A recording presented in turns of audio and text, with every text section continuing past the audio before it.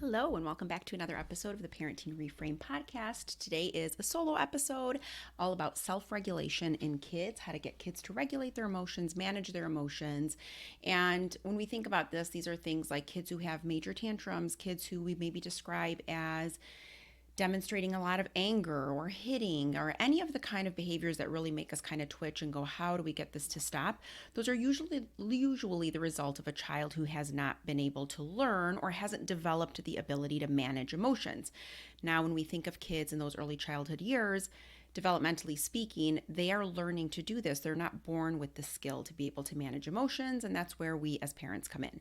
Before I get into the good stuff and talk all about self-regulation, co-regulation, and how to help kids manage their emotions, I want to let you know that I am opening up more spots on my calendar for free one-on-one 20-minute calls so that we can determine if my 8-week one-on-one coaching program is right for you.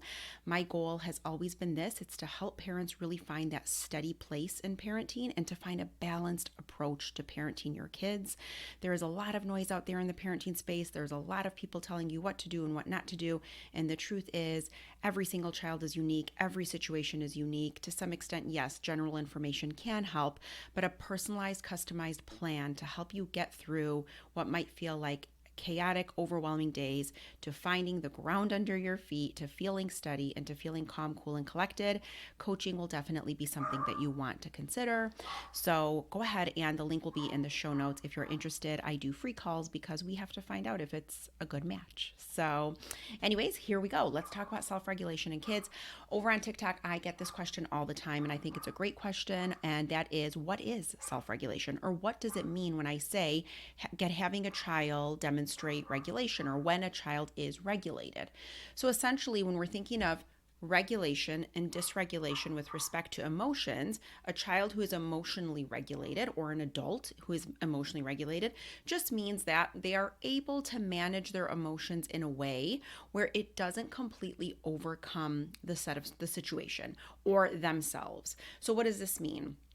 Let's say your child doesn't get the thing that they want, right? They want this toy and they want it now, or they hate that they have to wait a turn and the turn is taking too long. This elicits an emotional response, right? That's natural. We know even as adults, we can become impatient. Maybe we're at a store and it's taking too long to get through the line. We might feel some frustration. We might roll our eyes. We might think somebody's taking too long. We could feel annoyed. There's all types of things that we're feeling, but we're not throwing ourselves on the ground, throwing our groceries all over the place, and screaming our heads off, right? That is complete dysregulation at that point. But we have seen adults demonstrate this in a lot of angry outbursts. Sometimes people demonstrate it in really rude exchanges with people. Maybe they decide to yell at somebody because it's taking too long. Those are people that I would classify as people who have not learned how to regulate and manage or process their emotions in a healthy way. So let's look at a couple of things. Self-regulation just means that when your child has an emotional response, meaning the emotion that is rising up is something that is not a good one, right? They're not happy about something. They can then take that response, manage it, process it without completely going over the edge where they're no longer able to then control what's happening. They are then out of control is essentially what's happening. So when we see this in kids, we see things like tantrums, we see meltdowns, we see children who might hit, children who might kick and scream. We might see children who become incredibly defiant and they push back against a boundary. Maybe they fight with a sibling. There is a lot of ways that this can present, but essentially it makes life for the parent incredibly hard when you don't know what to do. So a lot of times a parent will come to me and say, I need to work through tantrums, or I'm having this and this challenge. But the truth is, at the core of almost every single one of those situations that they're coming to me about is really a child who is still needing to gain the ability to regulate their emotions. So regulated just means that they're calm, cool, and collected. Something happens that they don't like. Their threshold of being able to process those emotions is better and better. So they're like, yeah, okay, I'm upset that I didn't get the thing that I want. Maybe they pout for a second, but it doesn't become this big, huge ordeal, right? They work through it pretty well. So that's a child who's demonstrated some good self-regulation skills. They're also showing that they can remain regulated when something happens that they don't like. When we're looking at Kids who are dysregulated, so that's almost the same thing, that emotion is elicited, they're upset, then we start to see that downward spiral because they can no longer they can't manage those emotions. They can't get a handle on the emotions that are coming up. So they start to pour out of them. And my own personal belief is this: when a child is in the throes of complete dysregulation, they feel unsafe, they are scared, I think they have no idea how to control what's happening. And what they're really saying to us, and Joe Newman mentions this in a previous episode on the podcast where I talked to him about ADHD and strong-willed kids and impulsivity. We really got into a lot of it. And he mentioned this as well. It's really the child reaching their hand out and saying, I have all this power.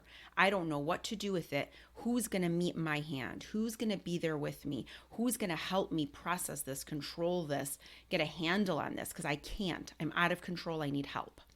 They're never going to say that, right? They don't have the ability to say that. They're never going to look at it that way, right? They're just so upset. But it's our job as parents to tune into the fact that that behavior, what that's really communicating, is that they need us to set a really firm boundary with love. And they need us to stay consistent so that when they're pushing up against us with all that power, we are that safe space where there's not going to be a lot of room where to go, right? And so this is kind of abstract language, so I'm going to use a lot of examples in just a minute to kind of help you through it. So what's important to note when we're talking about the regulation of emotions is that most parents of my generation or even younger, and certainly generations older than me, we likely weren't raised in households where we were taught a lot about emotional regulation. We just weren't, right? If you got very upset, you likely got in trouble. If you expressed emotions in a really robust way, there was probably a consequence. Whatever the case, it was probably met with some form of disapproval. It was just shut down. So as a result, a couple of things happened. One is if you were a child or a person who then thrived on approval, you learned very quickly how to suppress emotions, not process them, just to suppress them, and how to move forward in a way that was then going to deem you approved of, so that you wouldn't get in trouble, so that there wouldn't be a consequence. So a lot of times for a lot of us, when I'm talking to parents about emotion regulation skills, it's kind of like a whole new language, because for many parents, they might even feel a little standoffish at first, like, nobody taught me that and I'm fine, right? That's sometimes the comments that we'll get. And where that's fair, I get that. I don't know how fine we all are if we never take a minute to really process what's going on under the surface, right? What we're presenting with on the outside is just a very small facet of what's happening on the inside for ourselves and for all of us. So learning how to manage and process emotions in a healthy way is both important for the child as well as the parent, particularly if you were a parent raised in a home where you didn't get to process emotions. You didn't get to express emotions. You didn't get to ask questions about emotions. So all of that is sort of happening right now, and you can see this coming to a head in parenting because nobody kind of knows exactly what to do. So here's what I want to help you understand. Sometimes when a parent was raised in a household where they didn't get to express their emotions or they learned to suppress, what happens, or what I see often, is that pendulum swings very far in the other direction. And though this parent doesn't mean it, they adopt a very permissive style of parenting, all under the umbrella of teaching, guiding, and explaining. So this is the parent where every time something goes wrong, the parent offers a long, lengthy explanation to help their child get to the place that they want them to get to, which is calm and regulated. It doesn't usually work, and I'll explain why in a second. They get extremely dysregulated the more you talk and explain to them. You feel very frustrated as the parent because you're like, gosh, no one took a minute to explain anything to me when I was a kid. I'm trying to give you the tools. I'm trying to explain to you what to do. I'm trying to help you, and it just seems to be getting worse. So then next time around, you might try a consequence, or you might decide that you want to just stay calm and teach on something, or try to give breathing exercises. There's all types of different things we do. But what ends up happening is we confuse the child, because now every time they have these big emotional responses, we give a different response to our child. We don't respond in the same way. So now we're completely inconsistent, and the child has no predictability in this situation. Meaning when they know that they erupt and all those emotions are coming out of them, when we're consistent and we know what to do, those get better and better and less, and they're not frequent after a while because the child starts to go, okay, I have this big meltdown every single time my parents do this. Then I feel better. Then I realize I was okay. Then I go back and play. And so that's sort of the process of what we want them to work through. But if you're all over the place, ping-ponging through 10 different ideas, your child's going to be just as confused. And then everyone sort of feels defeated in those moments and nobody's completely supported. So the other thing I sometimes see is because we're so afraid to even process our own emotions and to manage our own emotions, we shut it down in our kids. So this is where that pendulum swings too far the other way, right? And that's where we have the parent who is really strict and yells at the child for crying too hard. Or maybe you ignore them, or maybe you put them in a room and say, I don't want to listen to you until you're done. Maybe you describe their outburst as dramatic and you tell them that they're overdoing it and they need to stop acting like a baby, right? Those are parents who are almost so incredibly uncomfortable with even trying to broach this idea that that child is trying to develop the ability to manage their emotions, that they just want it to end and stop, period. And they resort to language that they're hoping with enough gusto, they'll be able to kind of get that messaging through, and that child will hopefully stop doing it and that they'll be able to work through that phase. More often than not, it doesn't work. And it's only because if you have a child who I would call strong-willed, or a child that some people would describe as defiant, when we come back at them with that type of sternness, with that type of coldness, it usually exacerbates the bigger behavior, right? So now a tantrum goes from being a mid-grade tantrum to now we have this completely explosive tantrum happening. And then the parent, because the parent is so uncertain of what to do with all of this, you escalate right along with your child. So now the consequence even becomes more extreme, and we find a situation where the stress in the household is now at a 10. And we don't really need to do that. We just have to have better tools, and we have to better understand what to do when our kids demonstrate dysregulation. So what do we do, right? What do we do? There's a couple of things I want you to know in this episode. Again, this is such a personal situation that when I work with families, not every single plan I give is the exact same. It's really something that takes time. So one, just know that it's not going to change right away. But what do? Your child demonstrates an emotional response to something that they don't like, right? Maybe it's that they want to go outside and all of a sudden there's a thunderstorm and you can't go outside yet. It's not even that you said no, it's that there's a thunderstorm. It's no longer safe to go outside until the storm passes. So now they have to wait. Waiting becomes very difficult. The child completely loses it and has this big tantrum. Okay. In this moment, we feel incredibly frustrated, right? Because we're like, I didn't even say no right now. It's just a thunderstorm. I have no choice. I can't take them outside. It's not safe, whatever. The child becomes completely dysregulated. Normally, a parent tries to go into a long explanation about safety and why we can't play when it's lightning outside, and the police will say something, and then the firefighters aren't going to like it, and this neighbor says no, and that, right? We just scramble, and we're trying for every little thing that we can to get it to stop. So here's what I want you to know. That's not going to help. So number one, when a child is emotionally dysregulated, their sensory system is also out of sorts. That central nervous system, nothing's working properly, right? Everything's on overload. When you come in and you talk to them and you're giving an explanation, you are only taxing that system even more. You're asking them to do more, and it will lead to an escalation in the tantrum or in that big emotional response. They will even get more upset than they were already, and it's because they perceive whatever you're saying as more work, more to do, more to think about, more to work on. They're not there for that right then and there. That's not the bandwidth that they have at that moment. So if I was in this situation and the thunderstorm happens, I would say to my child, and they get very upset now, they start to cry.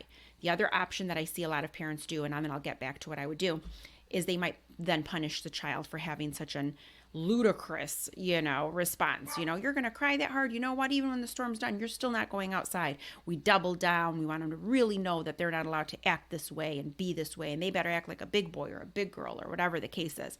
That parent is really using more of a fear-based model of parenting, and that's also going to be pretty ineffective in the long run. I want to be really clear. In the interim, in the short run, it could be a really great model for you if you're looking for like some peace in your home for those next few months. It's going to be down the road that it's going to turn around and blow up in your face. So I promise you, it's just not that effective. So here's what you want to do instead. The storm is coming through. Your child grows very upset at the news of the storm. They want to go outside. They can't go outside. They have now what looks like a complete tantrum. They can't get a hold of their bodies. They're screaming. They might be throwing things. They are unreachable at this point. I want you to say to them, you always want to start with validation and empathy. Validate the experience and the emotion and have empathy for what they're feeling. So you can say something like this: I know it is so hard when the thing that we were hoping we could do doesn't work out the way we wanted. I get that. Empathy at the end. I get that. We know what that feels like as adults. How many times have you set out with great plans and something just gets in the way and those plans fall apart? And then what? Of course you feel disappointed, but you are an adult and you have learned and you have the ability over time to manage your emotions so you don't have the big outburst. They're 3 years old, they're 4 years old, they're gaining that still. So you have to show them some grace. That's okay that they're having that big response. Those are the two things you're going to do. You're going to validate the experience and you're going to show empathy. And then after that, you don't say anything. And this is the hardest part. And it's going to move me right into co-regulation. What does co-regulation mean? When we can stay calm and we can stay anchored, it helps our kids calm down faster. When we feel anxious at the arrival of a tantrum, at the thought of a tantrum happening, and we start to talk a lot and explain a lot and offer a lot of different things to make the tantrum stop, that anxiety around the emotion, it permeates your child. And guess what starts to happen? Your child starts to exhibit anxiety around their own emotions as well. We start to have kiddos who are constantly anxious about what's next and what's going to happen. You have to be that safe space for them. When they are dysregulated, that is when you have to turn that dial on yourself as low as possible so that you can stay grounded, anchored, and calm. And there are a lot of ways we can do this, but you just want to give yourself the ability and the process to teach yourself how to stay calm while they're doing this. If your child's hitting you in that moment, stand up. There is such an insistence on getting eye to eye with your kids. Don't worry about it. Right now, they're not in a regulated state of mind. Just stand up. I'm not saying to stand up in a domineering way and over them. Just stand up. They're not going to really hurt you. They might take a couple swings and they're going to stop. They're just completely dysregulated, and we have to hold that space and let them know nothing's going to change, right? That thunderstorm's not going away. We do want to teach them how to calm down. So even if the thunderstorm passes, I wouldn't go outside until they calm their bodies down. That's the other piece we need to hold on to. But let me go back to co-regulation for a second. Co-regulation is the idea that when you are calm, grounded, and you are not affected by their emotions, meaning you have found that steady place, your child is going to come down from that tantrum much, much faster. We do, kids and our adults do energy matching a lot of times, and I've talked about this in other episodes, but that just means as your child escalates in their emotional state, and you do too, you will continue to match each other's energy over and over, and you don't want to do that. Somebody's got to be dialed down while the other is dialing up, and that's on you, the parent, to learn how to do that.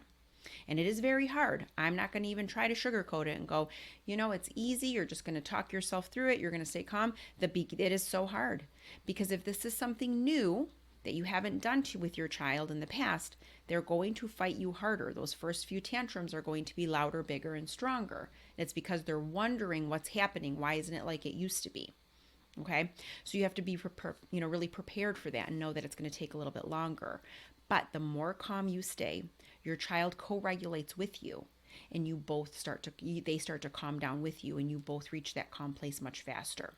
I think it's okay for you to breathe in front of your child. I think it's okay for you to do techniques in front of your child. Don't hold any expectations that they're going to do it with you. Just the timing isn't right. And we'll get to that in a second when we want to teach self-regulation exercises. Okay, so co-regulation, you're staying calm. You're staying totally calm. Don't take the bait. They're going to call you a name. They're going to say something. They're going to do something. You're going to just say, I know you're so upset. I get that. But we will not go outside until you can calm yourself down. And I'll wait with you. That's totally fine. I'm right here with you. And I would do that. I would wait. So just remind them if they want to hear that. Something else that parents will often ask me is during dysregulation, can we walk away? Sometimes it makes it worse when I sit in there. You can walk away. as long as you are not doing it to punish them. Meaning when you walk away, you're not going, you know what, you're crying so much, my ears hurt, I can't take it. I'm out of here until you can figure out how to control yourself, right? You're not doing that. You might say something like, I'm going to go downstairs and check on dinner. I'll be back in a second. Or you might say, I'm going to go clean up this spot in the kitchen, do whatever. Just make yourself unavailable. You could even say, Mommy's going to go outside and do 3 to 4 deep breaths, and I'll be back in a second to check on you. Whatever it is, it's okay to move out of that space if assuming they're safe and assuming that you know that more than likely sometimes you not being there helps them regulate faster. So it's totally okay to do as long as it's not under the guise of like punishment or that you can't take it anymore, so you have to walk away because of how they're acting. So those are the things you really want to think about. In coaching, I teach parents the 4-step process that I have come up with called PAR. It's pause, acknowledge, respond, reflect. So pausing is a really critical part of this because you will feel so tempted to take the bait. You will get triggered. You will feel frustrated and overwhelmed. It is natural. It is normal. It's impossible not to. I used to all the time when my kids were younger. But just pausing and giving yourself a way to pause can change the trajectory of how that tantrum and how that meltdown and how that moment of dysregulation will occur. Let's say it's in an older child, right? And an older child might start to talk rudely to you or backtalk or whatever the case is, right? You still want to pause. You don't want to have this reactivity in your exchanges with your kids. You will almost always regret it. So pause, acknowledge that you are feeling so triggered with this display of emotion right now, or that you have a child that has complete, inability to control their emotions. It doesn't mean you're a bad parent, but just acknowledge that that triggers you, that bothers you. The minute you can do those first 2 steps, your response is going to change. And your response might be, you know what, I'm going to hold space. I set my boundary. I set that limit, or the circumstance can't change. We can't go outside. It's still thunder, there's still a thunderstorm. So we still have to wait it out. I told them that until they calm down, we're not going anywhere. Now I just got to do my job and show them how to stay calm. So maybe it's just self-talk, right? Maybe your response becomes that you're just going to comfort yourself through that process because it's hard. And then in your reflection, that last step, that comes later, and maybe at a different time in the day when you have some space, you're going to really think about what's coming up for me. Why is it so triggering? Is it really hard to see your child in distress? Because when they're in distress, you're reminded of moments in your own childhood where you felt neglected or abandoned, or that people just shooed you away if you were having a hard time. And do you feel like you're doing the same thing? Is it because you are so incredibly overwhelmed and you can't ask for support, or you don't know how to even ask for support or how to create support? Is it that you have a structure in place that just isn't working? Maybe the routine in your day is too laxed, and then what ends up happening is we have these moments throughout the day where things get really Thank you so much for joining me today. If you liked what you heard, don't forget to subscribe, rate, and review this podcast wherever it is that you're listening right now. And what really makes my day is if you share or recommend the podcast to a friend. It is the greatest compliment. If you have not already, head on over to theparentingreframe.com where you can subscribe to get my weekly newsletter, Parenting Skimmed. 10 sentences delivered to your inbox every Thursday to help you parent and live a better life. It's for the parent who constantly told me, I just don't have time to read. Make sure to come and say hi to me on Instagram at theparentingreframe. My DMs are always open and I love hearing from you. Until next time, this is Albiona. Can I ask for help? Maybe I can have the other parent take over at bedtime. Or maybe I can just remind myself that I am not doing a bad job as a parent. Developmentally speaking, kids should have tantrums. It's just a way of showing that they are developing the ability to regulate those emotions. So these are all the things you want to unpack, and I do that a lot in coaching, but those are some of the processes that you want to walk through so that you can achieve that ability to stay calm when everything is sort of falling apart around you. And I promise it does get better. I promise. So at the end of the day, this is obviously so challenging for parents. I know how hard it is, but once you gain the ability, you yourself and your child gains the ability to self-regulate, when you can look at a situation as a parent, as an adult, and you have the tools to go deep and kind of figure out what's coming up for you and really learn how to process your own emotions. And when you see your child starts to not get the thing that they want and they handle it well, they might get a little pouty. They might go, oh man, but then they turn it around right away. You have turned that corner. But the only way we get there is if we actually let our kids do the hard part. If your kids struggle when they feel frustrated, you have to let them feel frustrated. If your kids struggle waiting, we have to teach them how to wait. If your kids struggle with impulsivity, we have to teach them how to work on inhibition and how to not kind of, what does it feel like to have that tension of quickly wanting to do something, and what does it look like when they do? What's our response to that? What are the limits that we're setting? Boundaries and limits are self-care. Those things are love. They're expressions of love to our kids and to ourselves.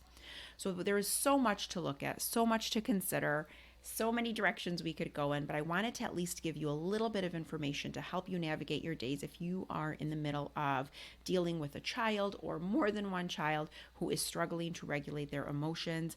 It's a deep conversation in that it really affects parents in different ways. So reach out if you have any questions. But at the end of the day, I hope this at least just brings you a little bit of peace in your home. Until next time, thank you for listening.